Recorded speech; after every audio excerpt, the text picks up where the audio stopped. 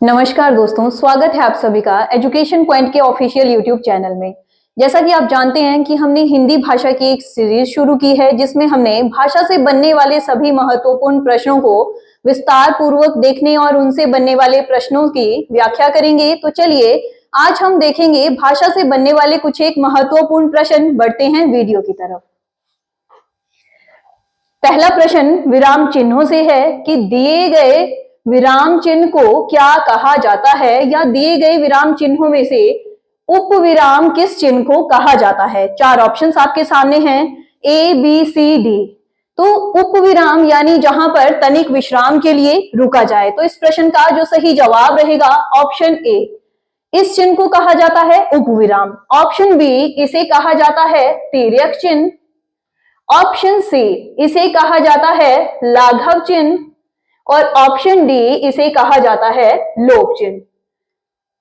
देखिए आपको police, JBT, BEd entrance इन सभी में से चिन्हों से भी प्रश्न देखने को मिलता है। तो ऑप्शन ए इसका सही जवाब रहेगा, ऑप्शन बी तिर्यक, ऑप्शन सी लाघव और ऑप्शन डी लोप चिन्ह। बढ़ते हैं अगले प्रश्न की तरफ। अगला प्रश्न है, यह फूल खुशबूदार है दिए गए वाक्य में प्रयुक्त विशेषण है। विशेषण किसी भी व्यक्ति या वस्तु की विशेषता बताने वाले शब्द कहलाते हैं विशेषण। चार ऑप्शंस आपके सामने हैं, गुणवाचक विशेषण, सार्वनामिक विशेषण, परिमाणवाचक विशेषण और संख्यावाची विशेषण। तो इस प्रश्न का जो सही जवाब रहेगा वो है ऑप्शन बी सार्वनामिक। देखिए यहाँ पर फूल की विशेषता तो क्या है कि वो क्या है, खुशबूदार है। पर जिन वाक्यों में संज्ञा शब्दों से पहले सर्वनाम शब्दों का प्रयोग किया जाए वे विशेषण के किस भेद के अंतर्गत आते हैं, सार्वनामिक या सांकेतिक। जो इस प्रश्न का सही जवाब रहेगा ऑप्शन बी। बढ़ते हैं अगले प्रश्न की तरफ। कौन, क्या, कहां, किस लिए सर्वनाम के किस भेद के अंतर्गत आते हैं। सर्वनाम शब्द जो संज्ञा के स्थान पर प्रयुक्त हो, संज्ञा शब्दों की पुनरावृत्ति को रोकने के लिए प्रयोग में लाए जाएं। देखते हैं ऑप्शन। ऑप्शन ए अनिश्चयवाचक, ऑप्शन बी संबंधवाचक, ऑप्शन सी प्रश्नवाचक और ऑप्शन डी निजवाचक। तो ये जो कौन, क्या, कहां, किस लिए, ये सभी जो आते हैं प्रश्नवाचक सर्वनाम के अंतर्गत। तो इस प्रश्न का जो सही जवाब रहेगा ऑप्शन सी। बढ़ते हैं अगले प्रश्न की तरफ। क्षात्र शब्द में प्रयुक्त वर्ण है। जब हमने वर्णमाला की बात की थी तो हमने देखा था वर्ण दो प्रकार है, एक स्वर और दूसरा व्यंजन। तो जब भी आपसे प्रश्न पूछा जाए इसमें प्रयुक्त वर्ण है तो उनका अर्थ है कि स्वर और व्यंजनों को अलग अलग करके लिखिए। तो देखिए यहाँ पर शब्द हमारे पास दिया गया है क्षात्र। क्ष मिलकर बनता है क और श से, और यहाँ पर मात्रा का प्रयोग किया गया है आ। वैसे ही त्र मिलकर बनता है त और र, और यहाँ पर स्वर प्रयुक्त हुआ है अ। तो 1 2 3 4 5 6।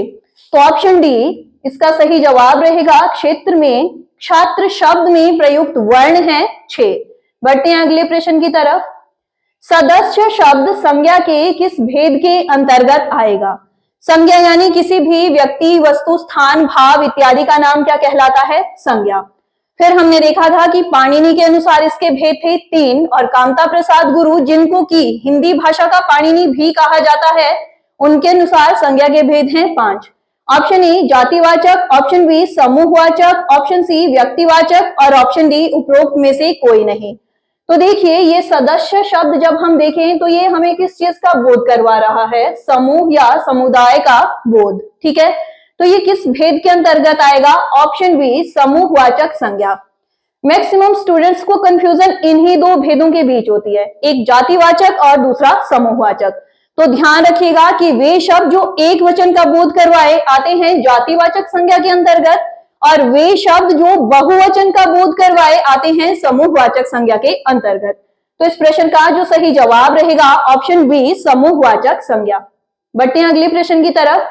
वाक्य के घटक हैं। अब यहाँ पर वाक्य के घटक पूछा गया हो या वाक्य के अंग भी पूछा जा सकता है। ठीक है, तो वाक्य के घटक हैं 2, उद्देश्य और विधेय। देखिए वाक्य के प्रकार भी 2 ही हैं, रचना के आधार पर और अर्थ के आधार पर ध्यान रहे यहाँ पर आपसे प्रकार नहीं पूछा गया है, आपसे पूछे गए हैं घटक या अंग। तो इस प्रश्न का जो सही जवाब रहेगा ऑप्शन सी उद्देश्य और विधेय। बढ़ते हैं अगले प्रश्न की तरफ। वर्तनी की दृष्टि से शुद्ध शब्द नहीं है। शुद्ध वर्तनी भी आपको पुलिस के पेपर में देखने को मिलती ही है हर बार, इससे 2 या 3 क्वेश्चंस। ऑप्शन ए आच्छादन, ऑप्शन बी अतिशयोक्ति, ऑप्शन सी अंतर्द्वंद और ऑप्शन डी सन्यासी।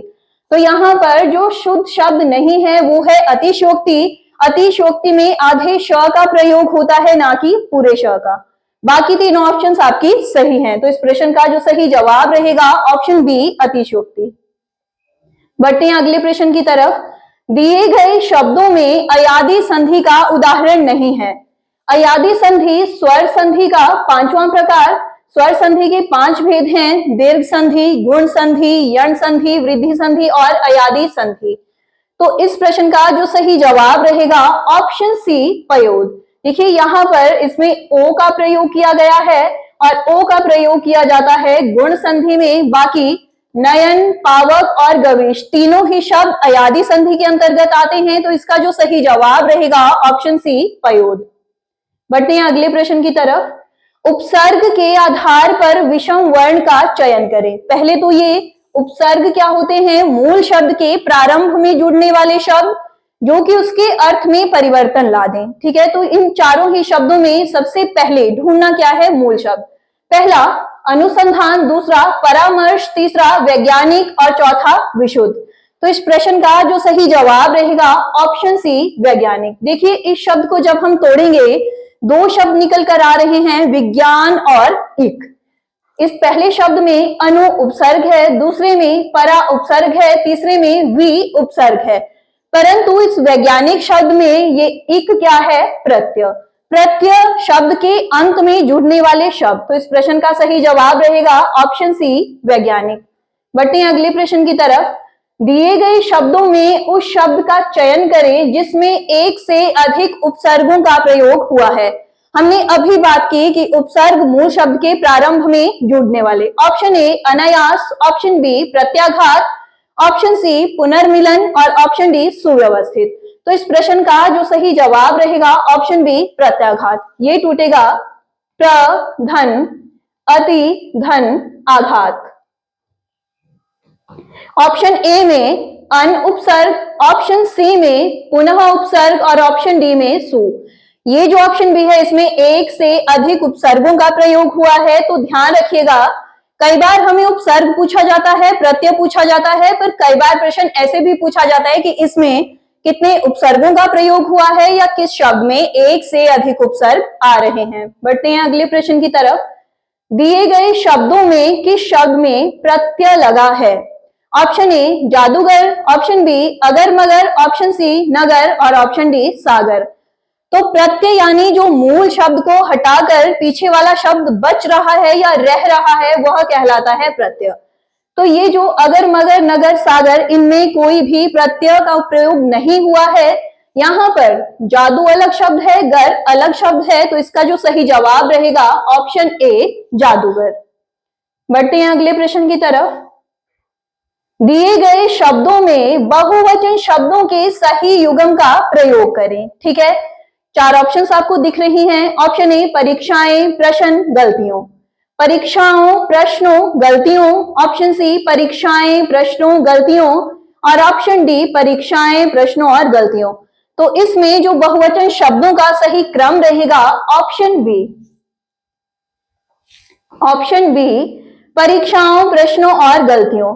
बाकी ऑप्शन ए में ये बहुवचन है, यहां पर ये दोनों हैं और यहां पर भी ये दोनों हैं, पर ऑप्शन बी में तीनों ही शब्द हमारे पास बहुवचन हैं। तो इसका जो सही जवाब रहेगा ऑप्शन बी। बढ़ते हैं अगले प्रश्न की तरफ। उत्कर्ष शब्द से बनने वाला विशेषण शब्द क्या होगा? हमने पिछले प्रश्नों में भी बात की कि विशेषण शब्द जो किसी की विशेषता बताए। तो इस प्रश्न का जो सही जवाब रहेगा ऑप्शन सी उत्कृष्ट। उत्कीर्ण, अवकर्ष, उत्कर्षण, ये तीनों ही ऑप्शन इनमें किसी का भी विशेषण नहीं है। इसका जो विशेषण शब्द होगा ऑप्शन सी उत्कृष्ट। बढ़ते हैं अगले प्रश्न की तरफ। किस वाक्य में क्रिया विशेषण शब्द का प्रयोग हुआ है? क्रिया विशेषण वे शब्द जो किसकी विशेषता प्रकट करें? क्रिया की विशेषता प्रकट करें। देखिए विशेषण में नंबर 1 तो विशेष्य, नंबर 2 विशेषण, नंबर 3 प्रविशेषण और नंबर 4 क्रिया विशेषण। विशेष्य जिनकी विशेषता बताई जाए, विशेषण जो गुण या विशेषता है, प्रविशेषण जो विशेषण शब्दों की भी विशेषता बताएं और क्रिया विशेषण जो किसकी विशेषता बताएं, क्रिया की विशेषता। तो इसका जो सही जवाब रहेगा ऑप्शन सी, रमेश रेस में बहुत तेज भागा। तो ये बहुत तेज रमेश के लिए प्रयुक्त न होकर ये भागने के लिए प्रयुक्त हो रहा है और भागना शब्द है क्रिया, तो इस वाक्य में क्रिया विशेषण शब्द का प्रयोग हुआ है। ऑप्शन ए, राधा बहुत सुंदर है, विशेषण है वह उच्च कुल में पैदा हुआ है, विशेषण है वह बहुत शक्तिशाली है, ये भी विशेषण शब्द है। तो इस प्रश्न का जो सही जवाब रहेगा ऑप्शन सी। बढ़ते हैं आज के आखिरी प्रश्न की तरफ। दिए गए शब्दों के समान अर्थ का चयन करें। शब्द है कलहंस, ऑप्शन ए पदम, ऑप्शन बी काला हंस, ऑप्शन सी झगड़ालू और ऑप्शन डी राजहंस। तो इस प्रश्न का जो सही जवाब रहेगा ऑप्शन डी राजहंस। तो ये थे भाषा से बनने वाले कुछ एक महत्वपूर्ण, उम्मीद करती हूं कि आपको ये प्रश्न महत्वपूर्ण लगे हों, आपकी भावी परीक्षाओं में आपको इनसे सहायता मिलेगी। ऐसी ही वीडियोस के लिए बने रहें हमारे YouTube चैनल एजुकेशन पॉइंट मंडी के साथ। धन्यवाद।